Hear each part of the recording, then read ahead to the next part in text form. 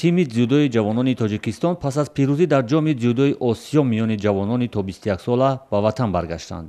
дар ин сабқат ки рӯзҳои 23 ва 24 июн дар истиқлоли қирғизистон баргузор шуд, 159 варзишгари ҷавон аз 9 кишвари осиё ширкат доштанд.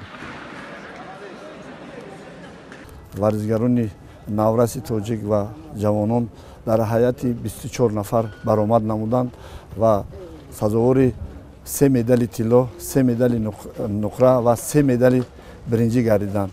хурсандовар ин аст ки рақибати мо дар ин мусобиқаи бонушуз бо давлати пуриқтиқдорини ҷаҳон ин давлати Русия буд ки мо дар байни 13 даста сазовори ҷои дуюм гардидем.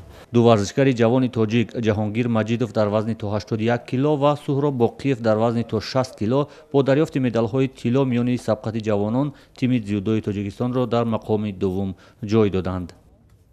яке аз мусобиқотҳои бонуфуз буд барои мо.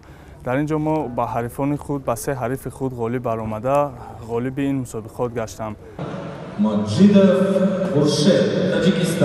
хуршед маҷидов бародари бузурги ҷаҳонгир ки дар ин сабқат дар вазни болотар аз 100 кило ҳунарнамоӣ мекард, мақоми сеюм ва медали биринҷиро ба даст овардааст.